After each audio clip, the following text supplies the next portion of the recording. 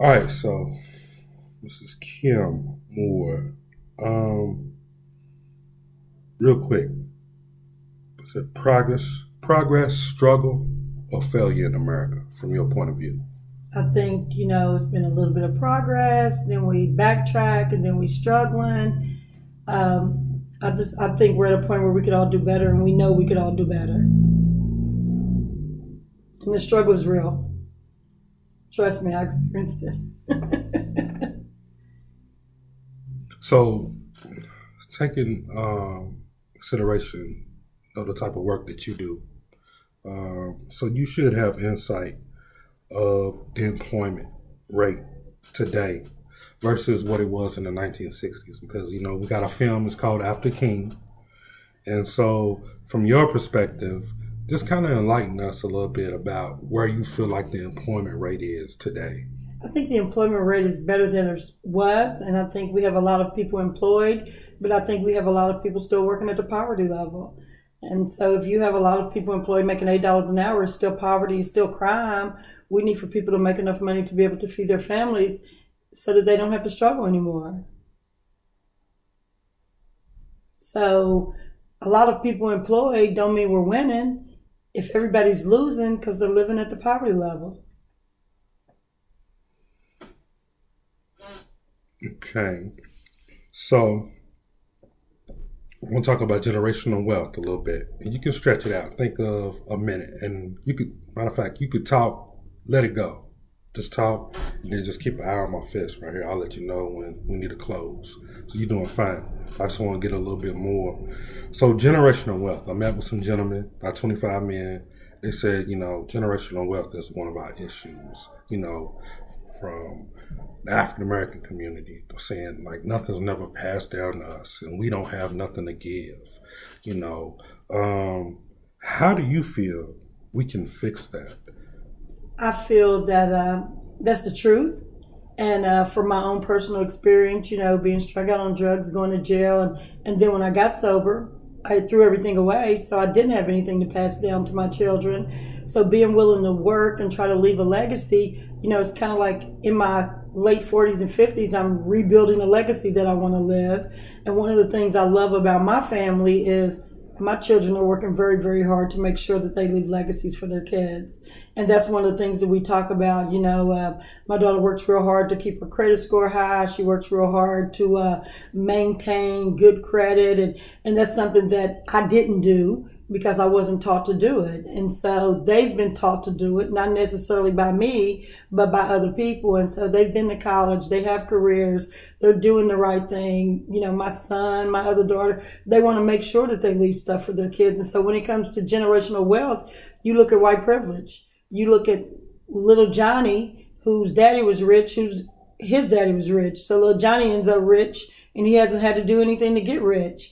And one of the things I tell people is African American people, as an African American person, we have to work twice as hard to get half of what they got. And so we've just got to continue to do what we do. And one of the things I say as a black woman is the black community is the face of resiliency. And we like rubber bands. And I don't care how low we go, we're going to bounce back. And it's painful at times, as you know, with the condition in the state of America right now. It's very painful, but we bounce back. And so generational wealth can be a curse. I know some white privileged kids who've OD'd and died due to their white privilege. Because some people think giving kids everything make them good kids. Or if you have a kid who's a drug addict, if you dress her up enough or buy her the nicest car or put her in an apartment, she won't die. She'll still die, just like the poor little kid down in the West End. And so I think we have to focus more on our similarities and our differences. And for me, true wealth is not about how much money you have in the bank. It's about the way that you treat people. And that's what great wealth is for me.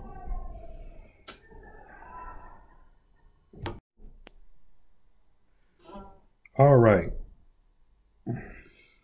In 1954,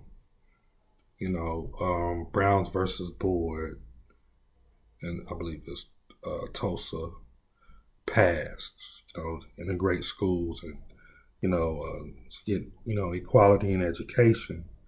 Now today, in 2018, it's a total different story in education. Now we have integrated schools. Everybody's mixed. Everybody's together. But it's a different fight today. And here in the state of Kentucky, we have a state takeover.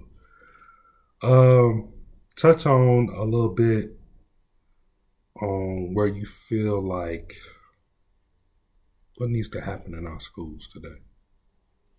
I think some of the things that are happening are amazing under polio. Some schools are doing the mindfulness, the yoga. But one of the things I think we need to do is we need to look at the rate of suspension for our young African American kids. They're getting suspended, I think somebody said 9 to 1 per white kid. And, we expect kids to come to school and learn and sit in class and be great. But what you don't understand is that kid's hungry. That kid's mom's not home. Dad's locked up. They got all these other issues and all this other trauma at home. So you want them to come to school, sit down and be great when they're hungry, when they're homeless, when they don't know where their mom is at, when they're experiencing trauma. When I went to school, I didn't have to worry about getting shot getting off the school bus. They have to worry about the violence in their neighborhood. They're watching people get killed right in front of them. And so I think our schools need to take a better approach with compassion and not really letting things go, but really addressing the seriousness of what some of the things are. And I think a lot of the suspensions are based on fear. And so, people fear our kids like they fear us. And we're not to be feared. Like you always hear me say, we're the face of resiliency. Our kids are smart. Our kids are bright. Our kids are intelligent. What they need is for somebody to speak into their purpose. Awesome. Ownership. We look into the days of, slavery, it might be a black brilliant man or a woman that may have invented or created something. And, they wasn't able to take credit. They had to give their master credit. And so over the years, we've looked at patents and trademarks and things of that nature. Some things black people have gotten the credit for, some people haven't. So in regards to 2018, the day after King, what do we need to do to educate, to empower, to encourage ownership with Black Americans? I think we need to talk to the people who own stuff. If you want to go places, you got to hang out with people who've been places. You want to own some stuff, you got to talk to the African Americans who own some stuff. I always quote Donnie Atkins because he's always talking about true wealth. And I never really thought about getting my credit together and doing some stuff until I had a conversation with him. And he talked about how we don't own stuff. And so when you have brilliant ideas, you're thinking about doing a business, patent your ideas. And one of the things I think that we do too much is we talk too much when we're thinking about how brilliant we are and what we're going to do. And so we tell a lot of people about what we're going to do, and we look up and they already doing what we wanted to do because they were able to get the money. They had the money. So one of the things I tell people is when you have an idea or a dream and you're thinking about doing it, don't talk to anybody until you're ready to pull the trigger on the dream. Because I think so many times, I speak my dream to you. I'm poor. I don't have the money to fulfill my dream. So I look up 2 years later and you're doing exactly what we talked about. And then everybody's screaming your name like, yay. But you've never went back and said, so-and-so gave me this idea. I just challenge anybody watching to give people credit for the things that they've done in your life to help you be great. Don't steal people's idea. And for us, don't share so much until the plan is coming together. See, I don't know about you, but I had to get comfortable not talking so much. And that came from a lady telling me that you have a lot of great ideas and you're going to do a lot of great things, but you're not going to get to do them if you keep telling everybody what you're trying to do because you don't have the capital right now to do what you want to do. So you're telling everybody what you want to do and you're going to look up and other people are doing what you want to do. So I tell people all the time, when people steal your ideas, don't get mad because it wasn't for you at that time. Delay ain't always denial. What's for you is for you. God gonna make sure you have exactly what you need to do what you need to do when you need to do it. But I think sometimes we can self-sabotage ourselves by telling people too much too soon. Awesome. You made for this type of stuff. we had a discussion. It was an interesting discussion. And I was in a room full of men, black men, and immediately I recognized that there was an identity crisis. Everybody said that they were different things, and they identified truth different ways. So for the purpose of the film, there'll be a section we're having people to tell, their ethnicity, nationality, or race, and how they identify truth. So I ask you one at a time. So how do you identify your race? I'm African American. I'm going to say it again because I was cutting you off. So say it one more time. I'm African American. How do you identify truth? Some people bounce back and say, what do you mean? What do you mean by truth? Some people go right into the religious thing. Some people say, well, truth is just keeping it real. Some people, say other things. How do you identify truth? I think that we need to call it what it is, and we need to speak truth to power. And I think a lot of times, as a race of people, we have got very comfortable in the dysfunction. And it's easier for me to stay comfortable in the dysfunction than it is to get uncomfortable enough to do the work. And we have to speak truth. And so a lot of people always say, I want to speak truth to you. I want to get honest with you. And one of the things I've learned is honesty without compassion is pure hostility. And so we have to speak truth from a position of compassion. And we have to run the risk of making people uncomfortable enough till they do the work to live in the truth. Your truth might not be my truth, but what I feel is my truth, I'm going to hold firm to my truth. I wouldn't be here today, 20 years sober, if people hadn't told me the truth about me. Now, did I get mad? Yes. Did I get angry? Yes. Did I curse? Yes. Did I talk about them? Yeah, when I was mad. But one of the things I could not dodge when I got alone in a room by myself was that they had spoke truth about my life. And I was angry because I'd been exposed. And I think so many times when people speak truth to power to us and they expose us, rather than just saying thank you for the insight in my life, I want to think you're coming for me or you're hating on me. Everybody telling you the truth ain't hating on you. Some people are genuinely concerned, and we have to be open-minded enough to listen to the truth. And see, I can't always see Kim Moore, so I'm surrounded by people like Judge Jessica Moore, Ann Delahunty, you, Jeremiah, different people, Cassandra Harris, David Snort, people who love me enough, Reverend Cosby for real, who love me enough to tell me the truth about my life. And I could not change my life until I was willing to accept big chunks of truth about me and swallow them whole. And they made me uncomfortable. And some of the stuff about me made me sick. But I had to get sick enough till I wanted to do something different. So my truth is speaking truth to power, being willing to do the work to be a better person, and to take all the hits that you take out in this community when you're speaking truth to power. See, I don't go along to get along. Some people don't want to rock the boat. I don't care if it sinks.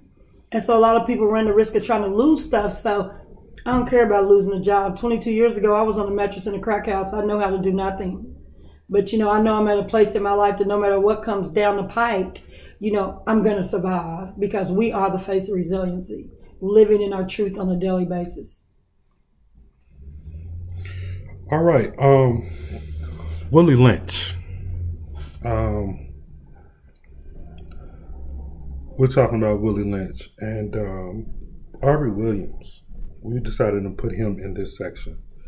And this is the section where, we're talking about, racism, especially like I was having this interesting conversation with someone the other day and they were saying, Willie Lynch today. I just think I'm kind of like with Aubrey, the people that have caused me pain have looked just like me. People want to march about what happened in Kroger's. I'm sad that those people lost their lives. People are dying in our community every day. That was a hate crime, but people are dying in our community every day and we're not marching about it and we're not talking about it. We have to get to a point where no matter who dies, everybody's life is valuable. Whether it's the young boy in Beecher Terrace or the young boy on 43rd and Market, we have to talk about how I think we've been pitted against each other to always fight each other so that we could never get out of that crabs in a bucket mentality. So for me, I'm not doing any more marches, and I'm proud to say that I'm not. They have not got us anywhere. I'm not. I don't have shoes to keep marching. I'm just putting it out there. I'm not going to march for anything because I think we march for all the wrong stuff. I think when we should be marching and protesting, like Kroger's parking lot should have been sold out. It should have been people everywhere. It was a nice amount of people, but it wasn't like people should have been out in the community. When a kid dies in one of these alleys down in the West End, it should be a lot of people out there trying to say what's going on in our community. When we want to talk about it, when it affects us, when it's our kid, when it's our grandkid, when it's our nephew. We don't want to talk to the police when we watch somebody kill somebody. But then when somebody kills somebody in our family, we want answers. Just like you want answers, that lady 2 months ago wanted answers when you was outside and they killed her son. So we have to become willing to just speak the truth. I think that some of my greatest hurdles have been trying to get my point across to people who look just like me. They fight me the hardest. I mean, do white people fight me? Of course they do. But I get my greatest fight from the people who look just like me. And until we stop fighting each other, we're never going to get better.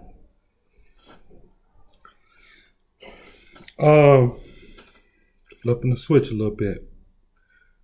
Do you feel like any policies or laws are racially targeted? I do. When people were in this presidential race and they were talking about the things that were happening with young black men and people were talking about voting for Hillary Clinton. Well, you have to look at the fact that the Clintons did the war on drugs. They came out with the mandatory minimums and the 85%. And so that was targeted for the black community. And so you have to look at the fact that 85% was given to our boys, and people are talking about decriminalizing heroin. So, they got all these resources now. When I was smoking dope in the 90s, I didn't have a crack pipe exchange. I didn't have access to all the stuff that people have access to now. And despite how we dress it up, how we want it to look, all these resources are in place today because the people dying don't look like us. And so policies are in place to protect white privilege sometimes. That's just the reality of what's going on. You have to look at our boys who are poor and no money, and they commit the same crime that a white kid commits whose daddy is a CEO at Hilliard Lyons. He walks home scot-free with 5 years probation, and our poor black kid gets 20 years in prison. We have to talk about that. That stuff has got to stop happening in our community. Spinning off of that, can you give some examples of today's systematic racism? When I walk into the jail today, it just makes me sad because the majority of the people that I encounter look just like me.